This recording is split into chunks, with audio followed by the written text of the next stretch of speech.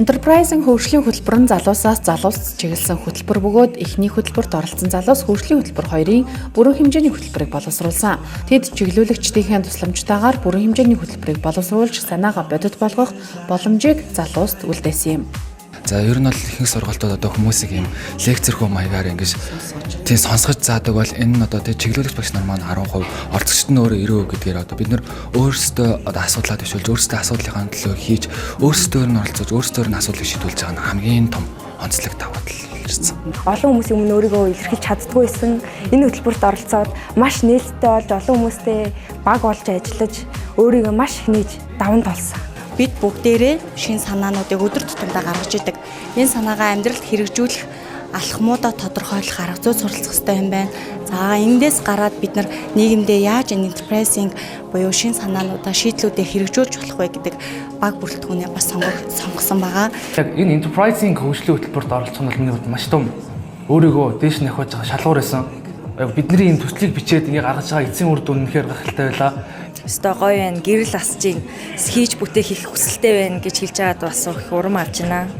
Бид нар яг юу хийх вэ? Яах вэ гэдэг юм нэг юм асуултын тэмнэгтэй маш удаа явдаг.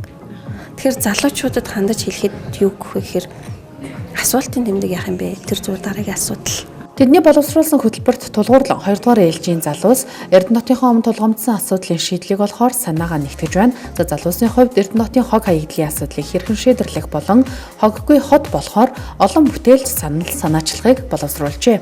Хог хаягдлыг хэрхэн бууруулах юм бэ? За дахин боловсруулж бууруулах юм байна. За тэгвэл яаж дахин боловсруулах юм бэ?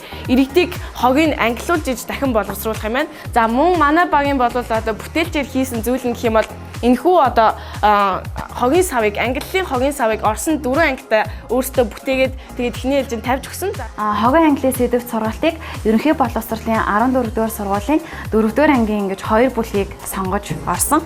124 хүүхдээс тамтал судалгаа авсан. 103 хүүхэд нь болохоор ангилж хайдаггүй, 9 хүүхэд нь ангилж хайдаг, 12 хүүхэд нь заримдаа ангилж хайдаг гэсэн дүгнэлт гарсан байгаа.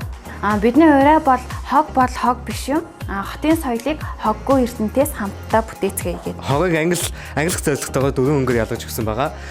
Мөн хүмүүсийн анхаарлыг татахын тулд авангаас загвартай хийж өгсөн. Энэ наадлын хамгийн том шар өнгөтэй хогийн сав нь болохоор 100 см-ийн үндэстэй.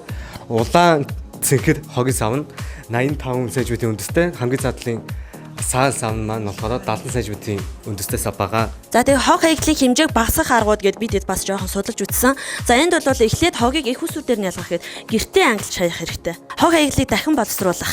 Биологийн боловсруулалтын түүнээс одоо бордоо гаргаж авах. Дараа нь хог хаягдлыг устгах үндсэн аргууд бол шатааж болно, бас булж болно. Ийм хоёр үндсэн аргаар устгаж болно.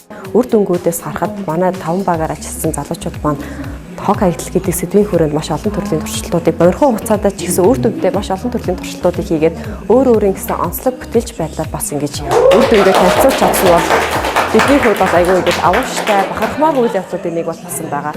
Монгол дахь нэгдсэн үндэсний байгууллагын хөгжлийн хөтөлбөрөөс санаачилсан идэвхцэн 20-30 төсөл нь Орхон аймгийн засаг даргын тамгын газар болон гэр бүл хүүхэд залуучуудын хөгжлийн газартай хамтран Enterprise-ийн хөгжлийн хөтөлбөр хоёрыг зохион байгуулсан.